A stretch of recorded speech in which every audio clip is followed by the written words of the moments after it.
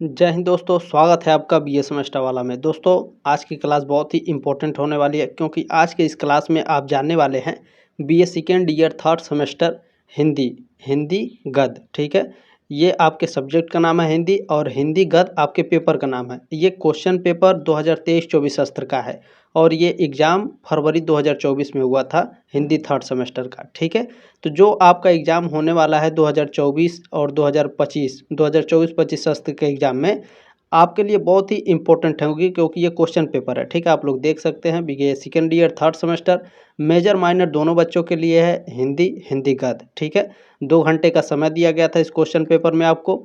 75 ये सभी कॉलेज में सेम रहते हैं। ठीक है, 75 मार्क्स जो इसमें रहते हैं। जो राजा महेंद्र प्रताप सिंह स्टेट यूनिवर्सिटी है वो भी ध्यान रखिएगा, उन्होंने परीक्षा का जो पैटर्न है जारी कर दिया है। 2 घंटे का समय वो भी देंगे। ठीक है, चलिए ध्यान रखेंगे। और उत्तर प्रदेश में जितने भी यूनिवर्सिटी हैं या फिर भारत में जितने भी यूनिवर्सिटी हैं, यदि हिंदी गद्य का है थर्ड सेमेस्टर में तो आप किसी भी राज्य से रहें आप इस क्लास को अटेंड कर सकते हैं। ठीक है, जो राजा महेंद्र प्रताप सिंह स्टेट यूनिवर्सिटी है ध्यान रखिएगा, उनका जो खंड अ है, खंड अ में जो उनके अति लघु उत्तरीय प्रश्न पूछे जाएंगे वो 100 शब्दों में उत्तर देना होगा बाबू। ठीक है, ध्यान रखेंगे। बाकी जो दीनदयाल उपाध्याय गोरखपुर विश्वविद्यालय है, सिद्धार्थ यूनिवर्सिटी है और आपका जैसे हो गया लखनऊ यूनिवर्सिटी है। ठीक है, जितने भी यूनिवर्सिटियाँ हैं यहाँ पर उत्तर प्रदेश में ये सभी के लिए। ठीक है, जहाँ पर भी आपका लिखित एग्जाम है ध्यान रखेंगे, बहुत ही इंपॉर्टेंट होने वाला है क्योंकि दोस्तों आपके प्रीवियस ईयर क्वेश्चन पेपर से बहुत सारे क्वेश्चन पेपर आपको देखने के मिलते हैं आपके एग्जाम में। ठीक है, ये बात ध्यान रखेंगे। तो मैं आपको इसमें प्रश्न के साथ साथ उत्तर भी बताते चलूँगा, तो ध्यान रखेंगे। ठीक है, चलें। इसमें पहला प्रश्न पूछा गया है, हिंदी गद्य का आविर्भाव किस शताब्दी में हुआ। ठीक है, इंपॉर्टेंट प्रश्न है। इन सभी का उत्तर मैं अभी बताऊंगा। पहले मैं आपको बता देता हूं कौन कौन से प्रश्न ज़्यादा इंपॉर्टेंट हैं। हर साल प्रश्न वो पूछे जाते हैं, कौन कौन से टॉपिक ज़्यादा इंपॉर्टेंट हैं और कौन कौन से इंपॉर्टेंट कौन सा इसमें प्रश्न आपको पढ़ना है ज़्यादा और कौन सा प्रश्न नहीं पढ़ना है। ठीक है, चले ध्यान रखेंगे।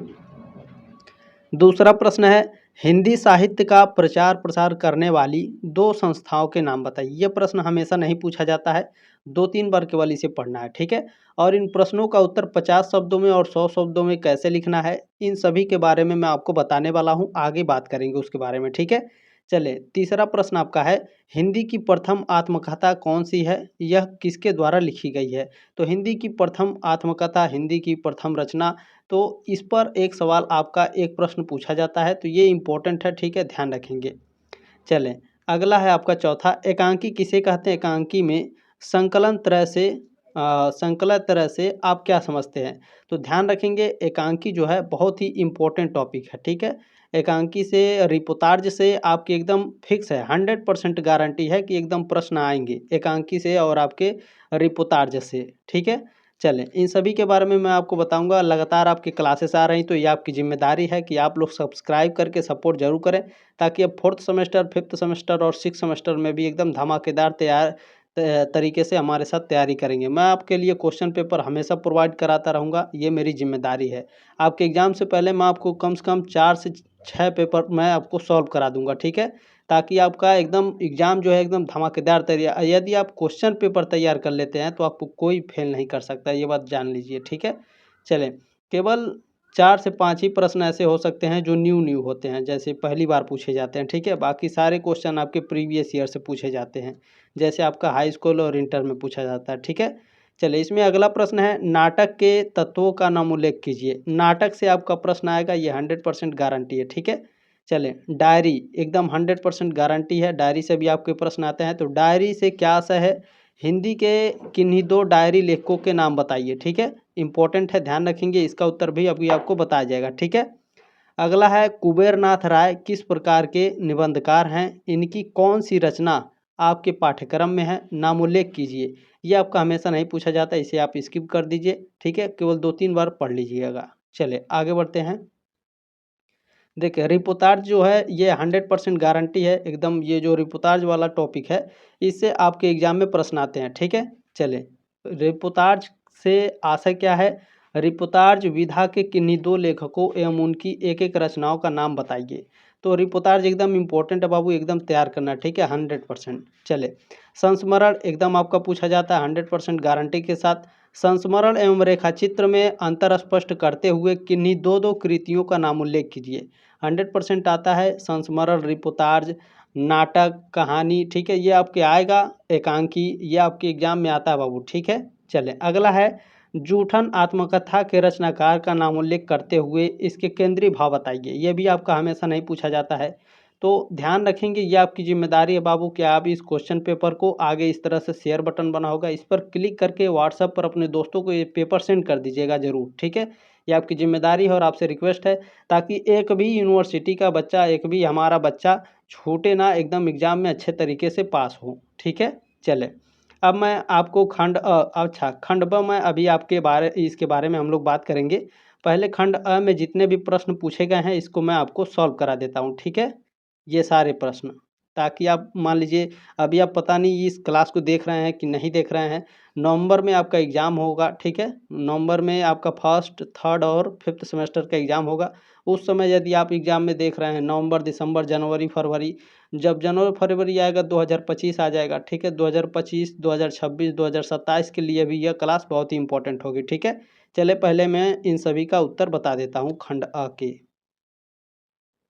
चले इसमें आपका पहला प्रश्न पूछा गया है, हिंदी गद्य का आविर्भाव किस शताब्दी में हुआ। ये पहला प्रश्न पूछा गया था, एकदम इम्पोर्टेंट है। 100 शब्दों में आपको उत्तर लिखना होता है। ये राजा महेंद्र प्रताप सिंह स्टेट यूनिवर्सिटी ने एग्जाम का गाइडलाइन जारी किया, ठीक है। बाकी आपका दीनदयाल उपाध्याय और सिद्धार्थ यूनिवर्सिटी भी इस बार आपके फर्स्ट, थर्ड और फिफ्थ सेमेस्टर, जो आपके ऑड सेमेस्टर हैं, इसके लिखित एग्जाम होंगे। तो उन्होंने अभी कोई गाइडलाइन जारी नहीं किया है, बाकी जैसे आएगा आपको बता दिया जाएगा, ठीक है। आपको उत्तर कैसे लिखना है, 50 शब्दों में, 100 शब्दों में, एकदम आप शानदार तरीके से देख लीजिए, ठीक है। और आप लोग पीडीएफ डाउनलोड करना चाहते हैं, क्या करेंगे बाबू, देखें टेलीग्राम ग्रुप में जाइएगा, वीडियो के ठीक नीचे आपको पीडीएफ मिलेगा। आराम से डाउनलोड करके इन सभी प्रश्नों को धीरे धीरे पढ़ते रहिएगा, ताकि जिस दिन आपका एग्जाम रहे आप एकदम शानदार तरीके से, एकदम धमाकेदार तैयारी करके लिख दीजिए, ठीक है।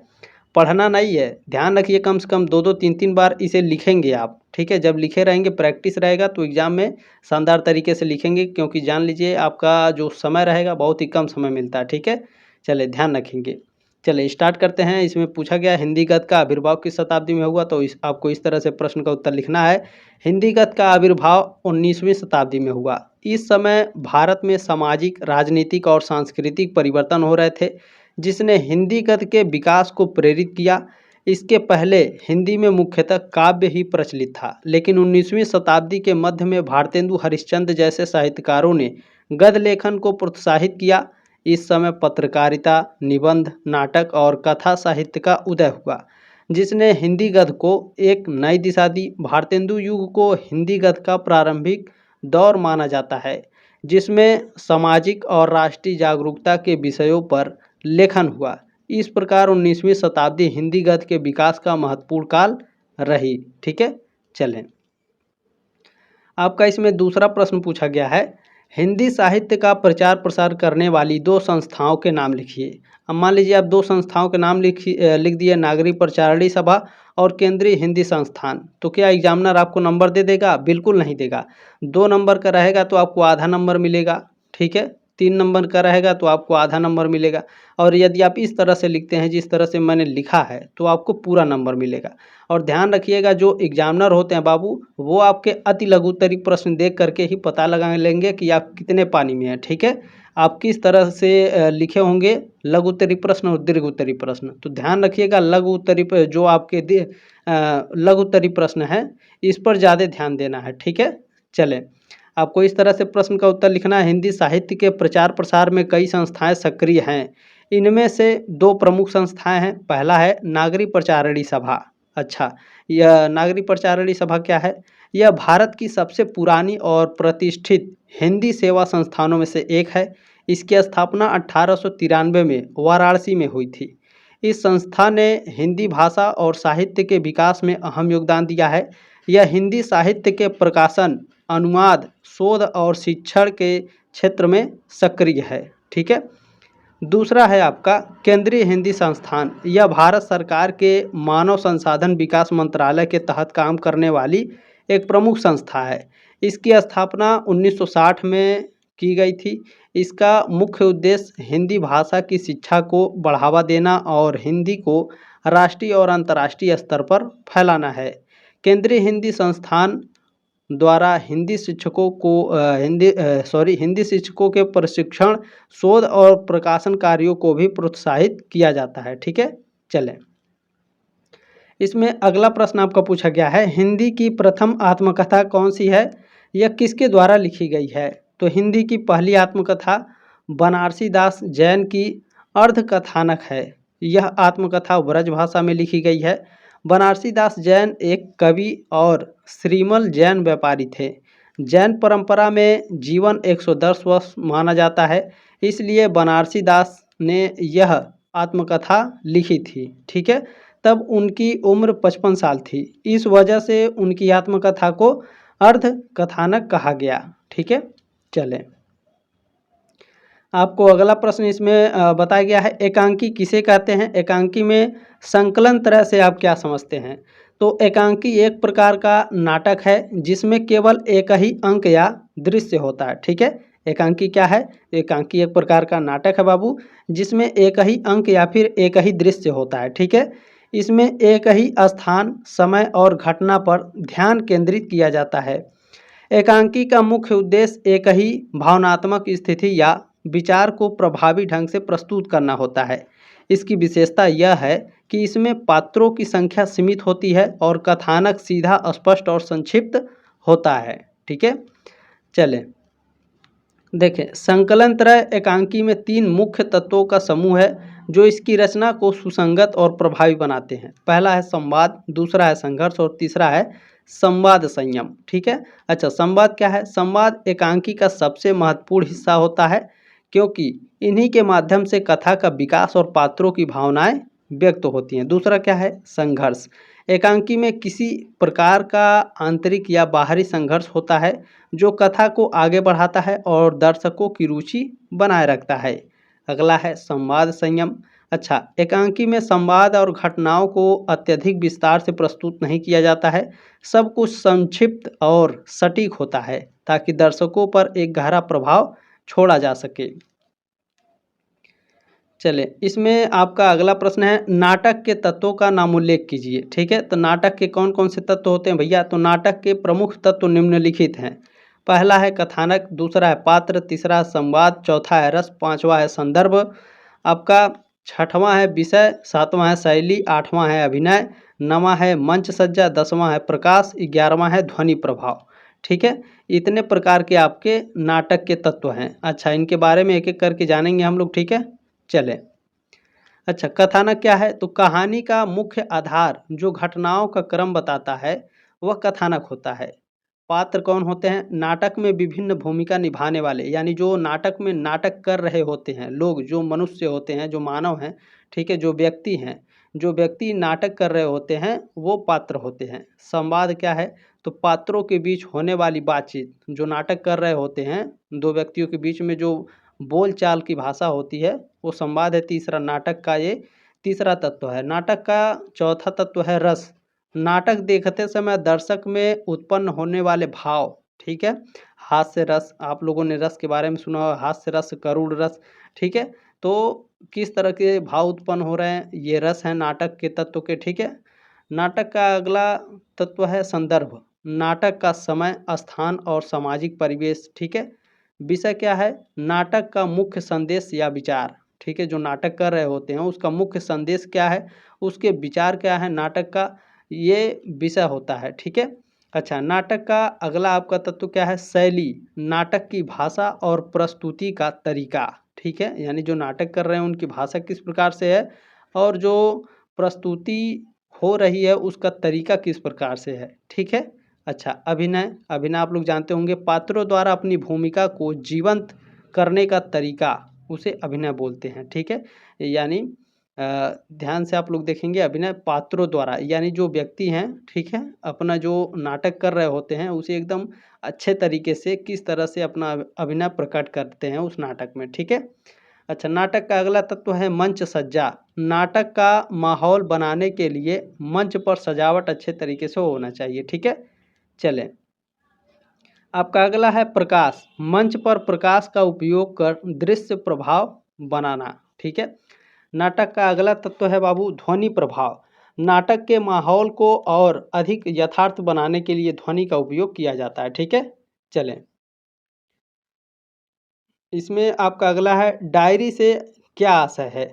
हिंदी के किन्हीं दो डायरी लेखकों का नाम बताइए।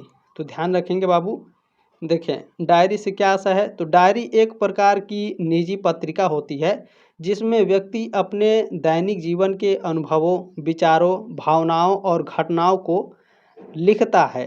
ठीक है, डायरी क्या है, डायरी एक निजी पत्रिका होती है। आप लोग मान लीजिए आप भी अपना डायरी लिख सकते हैं। ठीक है, कितने लोग अपना पर्सनल डायरी रखे भी होंगे। ठीक है, तो वही डायरी के बारे में पूछ रहा है। तो यह एक पत्रिका होती है जिसमें व्यक्ति यानी आप खुद अपने दैनिक जीवन माने रोज़मर्रा की ज़िंदगी, ठीक है, यानी जो आप रोज़ काम कर रहे हैं उसका जो अनुभव है, अच्छा रोज़ आपके जो विचार हैं, आपकी जो भावनाएं हैं और आपके साथ जो घटनाएं हो रही हैं उसे आप अपने डायरी में लिखते हैं, वही उसे डायरी बोलते हैं। ठीक है, ये आसान भाषा में मैंने बताया आपको। ठीक है, चलें आगे है।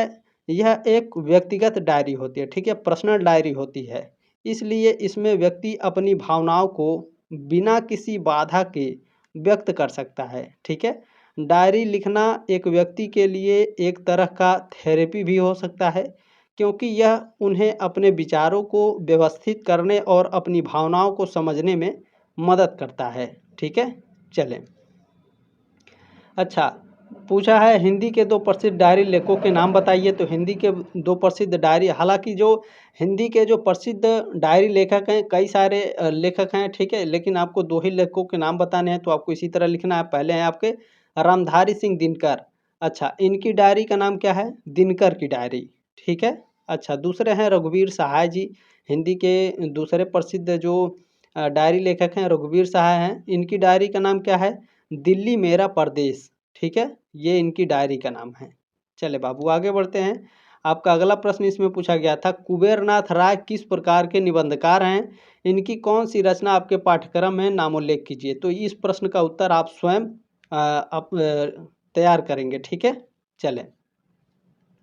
अगला प्रश्न है रिपोर्टाज से क्या आशय है। रिपोर्टाज विधा के किन्हीं दो लेखकों एवं उनकी एक एक रचनाओं के नाम बताइए। तो बाबू देखें, जो रिपोर्टाज होता है एक पत्रकारिता और साहित्यिक विधा है जिसमें किसी घटना, यात्रा या विशेष परिस्थिति का वर्णन जीवंत और विस्तार से किया जाता है। ठीक है, यह तथ्यात्मक होता है लेकिन इसमें जो लेखक होता है इसकी दृष्टि, अनुभव और भाषा की विशेष शैली का भी समावेश होता है। ठीक है, इसमें घटनाओं का वर्णन इस तरह से किया जाता है कि पाठक खुद को उस स्थान या घटना का हिस्सा महसूस कर सके। ठीक है, यानी जो रिपोर्टाज होता है दोस्तों इस तरह से लिखा जाता है। यदि आप किसी का रिपोर्टाज पढ़ रहे हैं, ठीक है, तो जब आप पढ़ रहे होते हैं तो आप ऐसा महसूस करेंगे कि आप उस जगह खुद, ठीक है, जो प्रेजेंट टाइम में आप पढ़ रहे हैं आप खुद उस जगह पे हैं, इस तरह से लिखा जाता है। ठीक है, देखिए रिपोर्टाज में संवाद, दृश्य चित्रण और स्थान काल का सजीव वर्णन प्रमुख होता है। ठीक है, अच्छा किन्हीं दो लेखकों के नाम लिखना है और उनकी एक एक रचनाओं के नाम लिखना है रिपोर्टाज के बारे में। देखें, रिपोर्टाज विधा के दो प्रमुख लेखक उनकी उनकी रचनाएं हैं। पहले जो लेखक हैं राही मासूम रजा। ठीक है, रिपोर्टाज विधा के ये प्रमुख लेखक हैं। इनका जो रचना है कौन सा है, वह आदमी चला गया नया गांव। दूसरे हैं सूर्यबाला। ठीक है, रिपोर्टाज विधा के दूसरे लेखक कौन है, सूर्यबाला। इनकी रचना कौन सी है, मेरे प्रभु अब बस भी करो। ठीक है, चलें।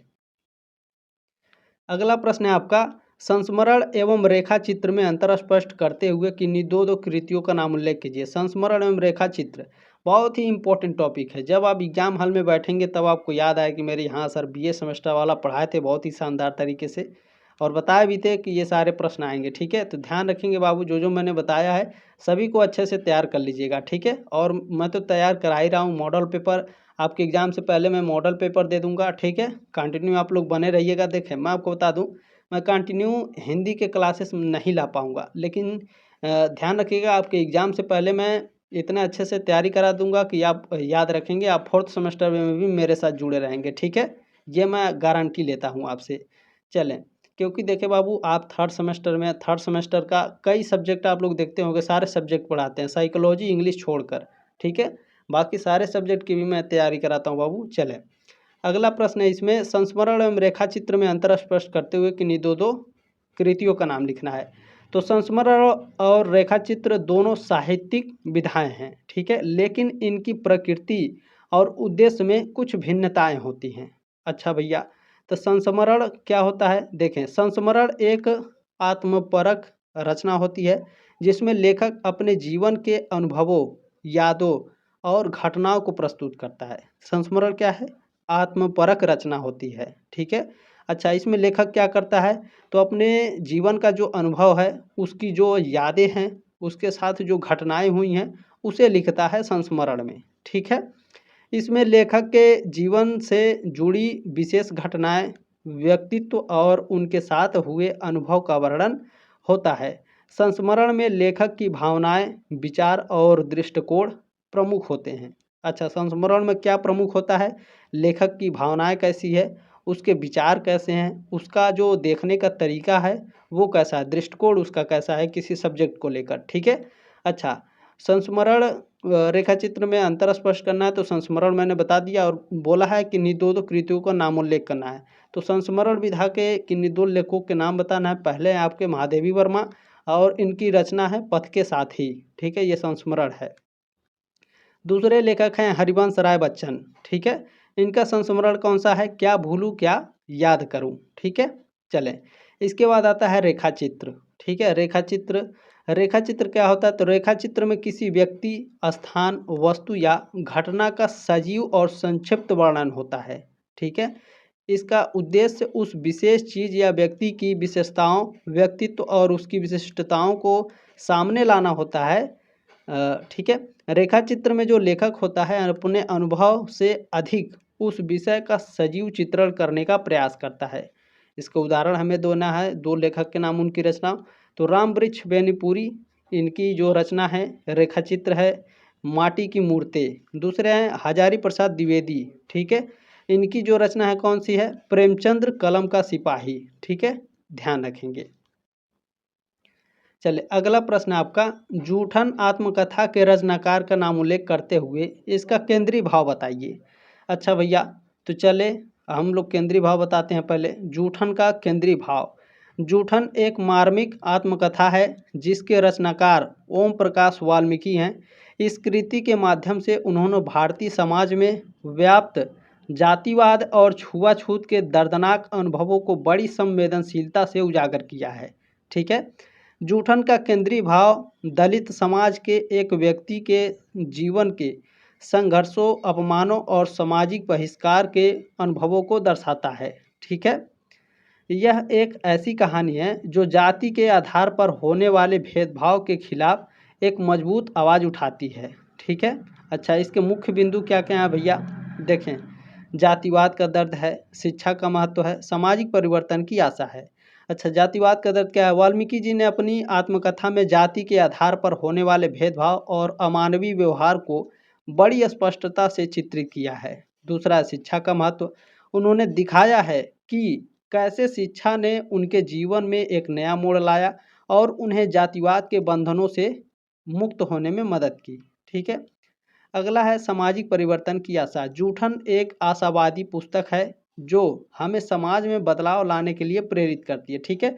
समय मिलेगा तो आप लोग इंटरनेट पर भी पढ़ सकते हैं जूठन कहानी, ठीक है, लिख करके सर्च करेंगे तो इसके बारे में ज़रूर कुछ आएगा लिख पढ़ने के लिए, तो पढ़ सकते हैं आप लोग, ठीक है। बाकी बुक भी परचेस करने के लिए आता है, तो आप लोग अमेज़न से बुक भी परचेस कर सकते हैं, ठीक है। पढ़िएगा, बहुत ही मार्मिक चित्रण की है, बहुत ही अच्छी पुस्तक है। तो दोस्तों, मैंने आपके अति लघु उत्तरीय प्रश्न को बहुत ही अच्छे तरीके से बता दिया है। उम्मीद है साथियों आपको समझ में आया होगा। चलें, अब आपके खंड ब, ठीक है, आपका जो खंड ब है और खंड स है, इसके बारे में हम लोग बात करेंगे कि कौन सा प्रश्न एकदम इम्पोर्टेंट है, आपके एग्जाम में आएगा, कौन सा टॉपिक एकदम 100% आपका पूछा जाता है, ठीक है बाबू। चलें, आपके मैंने खंड बता दिए, ठीक है, खंड के सारे प्रश्न आपको बता दिए मैंने। अब खंड ब में आपको बताऊंगा कि कौन सा प्रश्न आपके इम्पोर्टेंट है, ठीक है। देखें, खंड ब में किन्हीं चार प्रश्नों के उत्तर दीजिए। द्वितीय एवं तृतीय प्रश्न अनिवार्य है, ठीक है, इसलिए मैं बोलता हूँ यहाँ पर जो नोट्स आपके दिए रहेंगे उसे पढ़ना अनिवार्य है।